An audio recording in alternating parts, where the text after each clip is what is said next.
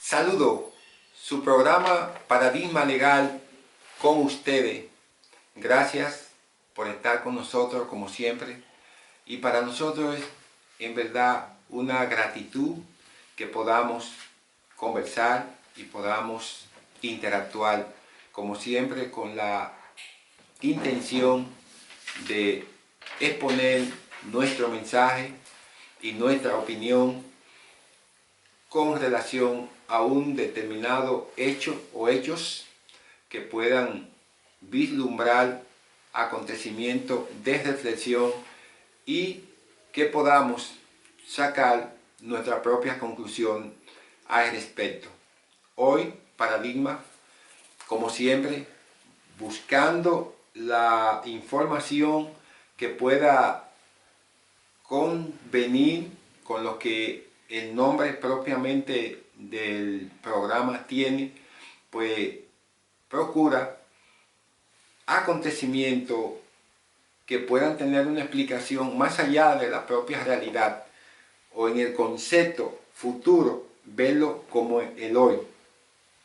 Paradigma es un enfoque que ayuda y que procura ayudar a reflexionar y a ver los elementos nuevos de un fenómeno. El país ha vivido un escenario en esta gestión del actual presidente Luis Abinader, en el escenario de la justicia. Y nosotros vamos a hacer algunas comparaciones con lo que es o son las acusaciones que se han formulado en los casos Antipulpo, el caso Medusa, el caso Coral 5 y 5G, el caso de la lotería, así como el caso en proceso de investigación, no de acusación, de Donald Guerrero, el ministro de Hacienda. Y nosotros hemos hecho un cálculo y nos hemos dado cuenta que hay involucrado unos 33.096 millones de pesos. Eso significa, en términos de moneda fuerte, en términos de dólar, unos 612 millones de dólares envueltos en el esquema de la corrupción. Pero ¿saben ustedes algo que me sorprende mucho más? Esa suma de 33.096 millones de pesos constituye la cuarta parte del presupuesto de salud pública del año 2022, que tiene un presupuesto de 123.000 millones. Es decir, el pueblo en estos procesos de corrupción, que no es todo, es lo que se ha podido documentar, y eso es importante que lo entendamos. No es todo lo que se ha involucrado, es lo que se ha podido documentar para probar. Salud pública tiene un presupuesto de 123.000 millones. En comparación con 33.000 millones que hay envuelto en la corrupción, eso significa un 25% del presupuesto de salud pública. Pero ¿qué hay más allá? El Ministerio de la Juventud tiene 660 millones de pesos. Lo que hay envuelto en la corrupción significan 50 presupuestos del Ministerio de la Juventud. Pero ¿saben algo más? El Ministerio de Agricultura tiene 3.000 millones de pesos. Eso significa que la corrupción se ha llevado 11 veces el presupuesto del Ministerio de Agricultura. Entiéndase la magnitud del problema y cómo esto afecta el desenvolvimiento y el desarrollo social de un país. Pero más allá de eso, podríamos ver otros presupuestos y podríamos ver otras escalas que se la vamos a dejar en el programa para que la puedan ver con detalle y hacer las comparaciones. La acusación contra los procesos abiertos actualmente y en fase de investigación totalizan unos 33.096 millones de pesos. Y eso se puede hacer una comparación para que veamos la gran marginalidad y la gran disponibilidad de extracción de recursos afectando el desarrollo económico y social del pueblo dominicano. Eso es lamentable. El esquema de corrupción, cómo nos afecta, cómo nosotros nos vemos más pequeños, estamos en menor capacidad de hacer la cosa, y hay segmentos de la población que entienden que eso no es grave. Eso no es grave, eso es gravísimo a la tangente. Porque decir que estamos afectados por un 25%, la corrupción afecta el punto o el programa de salud que puede desarrollar el Estado en un 25%. Eso, imaginémonos nosotros que cuando tenemos acceso a un medicamento o vamos a un médico, nosotros estamos perdiendo un 25% de las posibilidades que nosotros tenemos para llevar a cabo una acción. Si nosotros tenemos que gastar 10.000 pesos, la corrupción nos llevó 2.500 pesos en esa escala. Entonces nosotros tenemos que gastar, en vez de gastar los 10.000 pesos, nosotros tenemos que gastar 12.500 pesos.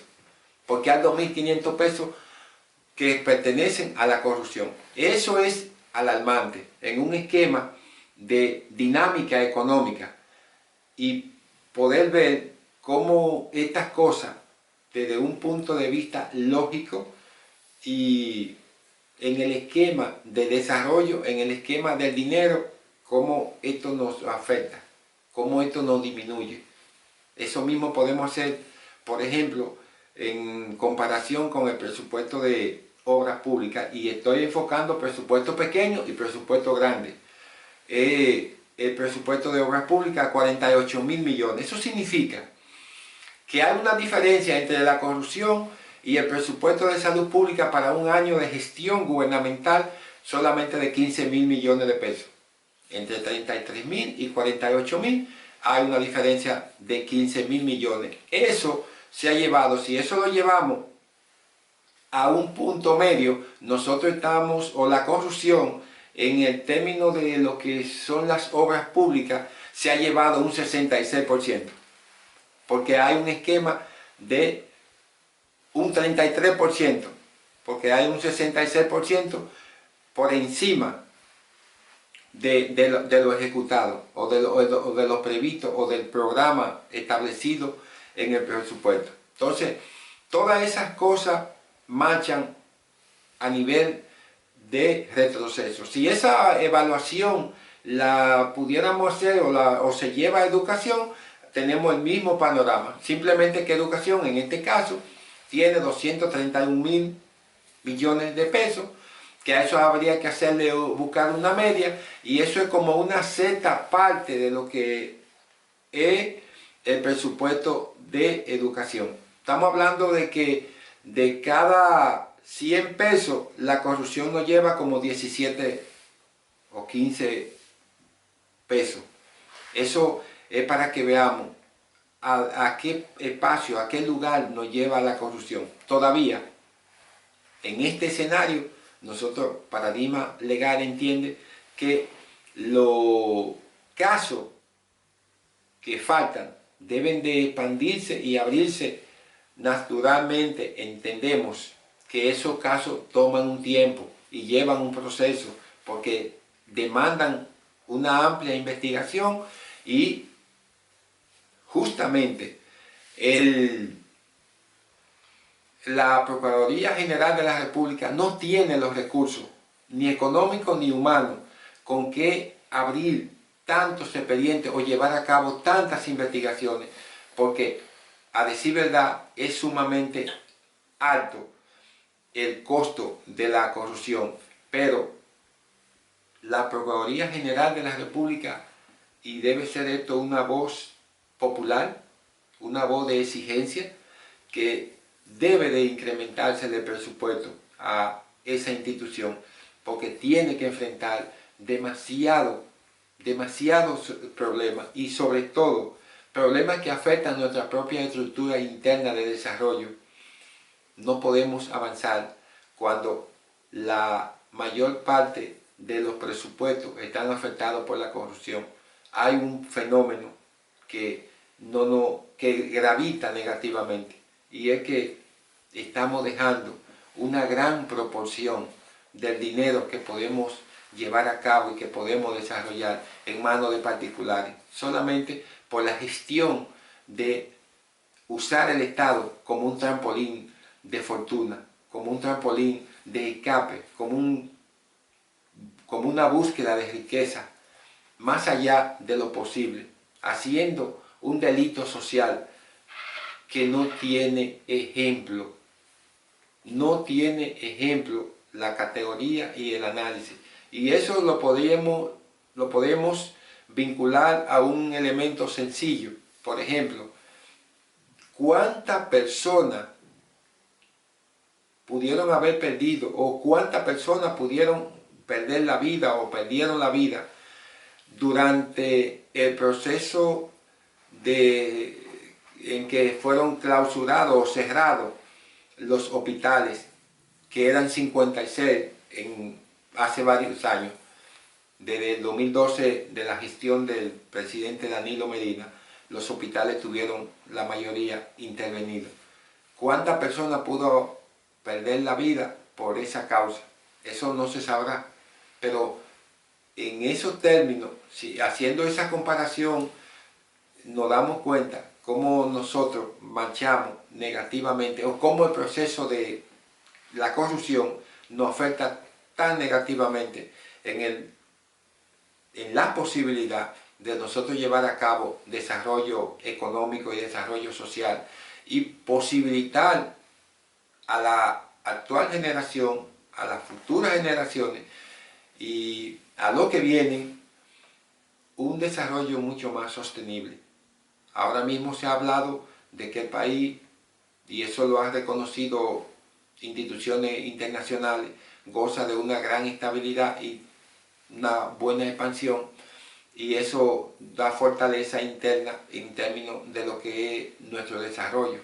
Pero imagínense, si de cada 100 pesos, 20 o 25 se quedan en el camino de la corrupción, nosotros no podríamos avanzar, independientemente de los tantos elementos positivos que tenga el crecimiento de una economía.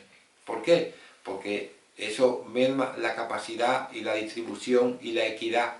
Entonces, estamos frente a un esquema que, aunque constitucionalmente lo limita y lo cuestiona, nosotros estamos en un esquema de exclusión social, porque el sistema de corrupción tiene un esquema de exclusión, le quita más posibilidades a las personas de gestionar una calidad de vida con mayor satisfacción, con mayor plenitud, y todos esos elementos constituyen una disminución de ese papel. La educación como un pilar tan significativo, la salud pública, las obras públicas, el desarrollo agropecuario, todas esas actividades se ven afectadas de una u otra manera por lo que es el fenómeno corrupción. El pueblo y paradigma legal, que es un pequeño granito de arena dentro de este concepto, pero conversándolo y estableciéndolo con ustedes, entiende que nosotros debemos cada vez más rechazar el fenómeno de la corrupción, porque nos damos cuenta cómo nos afecta, cómo disminuye nuestras capacidades, pero cómo nos lleva a un terreno de menor proporción como sociedad. Observen y observemos cómo están los números en términos de educación, cómo están los números en términos de desarrollo agropecuario. De todas las cosas a nosotros nos hace falta unas que otras cosas. Obras públicas para impulsar más la expansión de la carretera, de las construcciones, Aquí hay un déficit habitacional sumamente significativo. ¿Cómo resolvemos un problema si el 25% de eso corresponde a la corrupción? Ese 25% nos da a nosotros la oportunidad de incrementar una mayor riqueza y una mayor distribución, y así complementar lo que establece la Constitución, que excluye, dice la Constitución, la desigualdad, pero en este esquema crea la desigualdad. Entonces hay una contradicción entre lo que dice la ley y entre lo que se ejecuta. Nosotros estamos convencidos de que un país con una alta dosis de corrupción es un país que avanza poco, porque el fundamento del presupuesto y de la intervención del Estado en el desarrollo de los planes sociales en diferentes acciones, en términos de salud, en términos de educación y en términos de cualquier otra área, son disminuidos bajo el elemento de lo que tenemos que perder por la corrupción imperante que tenemos. Es entendible que esto puede cambiar a tal punto que el pueblo dominicano hace 2 años lo demostró, que podía cambiar y lo cambió. Y asumimos un papel diferente desde el punto de vista de sancionar, de comenzar a sancionar la corrupción, que no había tenido sanción en este país. No se conoce un antecedente. Todos los países latinoamericanos y de otro ambiente europeo y de cualquier otra latitud han tenido sanciones. Nosotros estamos al margen. El caso de Odebrecht nos puso a nosotros bajo los estándares más vulnerables de lo que es la justicia y de lo que es el reclamo y de lo que son las acciones, porque muchas veces quienes tienen que protagonizar y quienes tienen que llevar a cabo las acciones son los propios que intervienen, y el caso Medusa es un ejemplo de lo que estaba pasando. ¿Qué pasó en la Procuraduría como un ente acusador frente al fenómeno de la delincuencia?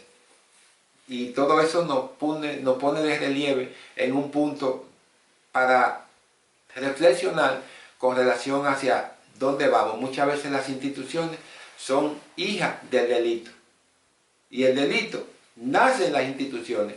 En otras palabras, el Estado actúa como un ente proveedor y legalizador, legitimador de lo que son las acciones negativas del Estado. Y el expediente en curso de Donna Guerrero es otro ejemplo palpable de la situación. Gente que tenía 50 años con expediente abierto sin pagar, ahora de buenas a primeras lo pagan. Nosotros tenemos unas informaciones que no las tenemos del todo completas, pero yo desde el momento que me la dijeron, yo lo que he puesto en duda. Más adelante eso se lo vamos a decir, porque de verdad lo que se nos dijo como que no tiene un parámetro de entendimiento.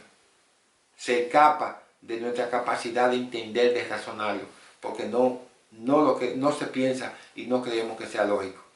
Pero como siempre nosotros vamos a concluir para esta semana, pero sin antes, como siempre, decirles que nos sigan en nuestras redes sociales como Paradigma Legal en YouTube, y tanto en Facebook como Instagram como Paradigma Legal. Les solicitamos que se suscriban al programa Paradigma Legal y que le den like para nosotros seguir creciendo en esta comunidad y avanzando, que ustedes sean portadores de lo que estamos diciendo y del contenido que llevamos cada semana, para que ustedes puedan reflexionar, dejándole una reflexión para que avancemos en la medida que entendamos, podemos llegar más lejos, porque tenemos que aprender algo al paso de los días. Gracias y nos veremos la próxima semana.